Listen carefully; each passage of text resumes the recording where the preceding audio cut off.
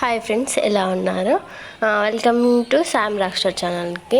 ఇంకా ఎవరైనా నా ఛానల్ని సబ్స్క్రైబ్ చేసుకోక మాత్రం తప్పనిసరిగా సబ్స్క్రైబ్ చేయండి. ఈరోజు నేను చూపించేది ఏంటిదంటే, ఈరోజు నేను చిక్కుడుకాయ కర్రీ చూపిస్తున్నానండి. ఫస్ట్ ఒక ప్యాన్ పెట్టుకొని ప్యాన్లో కొంచెం ఆయిల్ పోసుకోండి. తగినంత ఆయిల్ పోసుకొని అందులో జీలకర్ర, ఆవాలు, మిరపకాయ,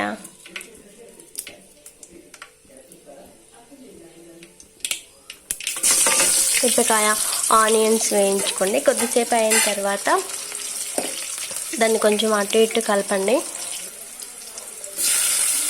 ఇప్పుడు చిక్కుడుకాయ కూడా వేసుకోండి. చిక్కుడుకాయ ఆల్రెడీ ఉడకబెట్టామండి, ఉడకబెట్టిందే నేను వేసాను.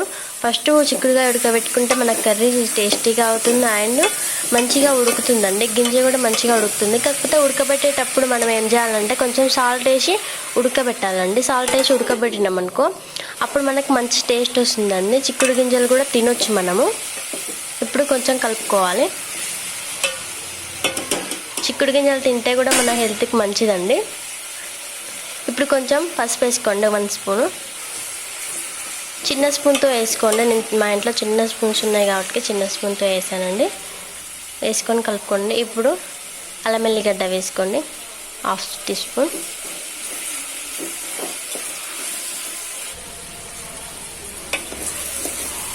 కొంచెం కలబెట్టుకోండి.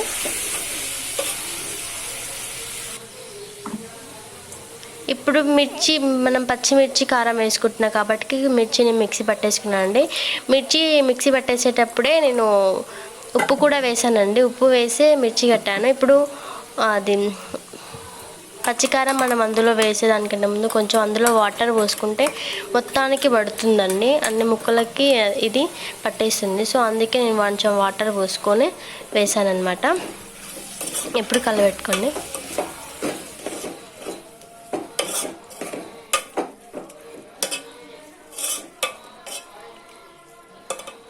ఒక 2-3 మినిట్స్ పాటు అలాగే ఉంచుకోండి. ఉంచుకున్న తర్వాత ఓపెన్ చేసి అది గట్టిగా దగ్గరికి అయ్యేంత వరకు ఉంచుకోండి. అప్పుడు ముక్క టేస్టీగా ఉంటుందండి. ఇప్పుడు కొంచెం ధనియాల పొడి వేసుకోండి. కలబెట్టుకోండి ఒకసారి. ప్లీజ్ ఫ్రెండ్స్, సబ్స్క్రైబ్ చేయండి నా ఛానల్ని. నేను పెట్టే ఎన్నో వీడియోస్ మీరు చూడొచ్చు. అంతేనండి, కర్రీ ఫాస్ట్గా అయిపోయింది కదా. 3 మినిట్స్లో మన కర్రీ అయిపోయిందండి. Please subscribe.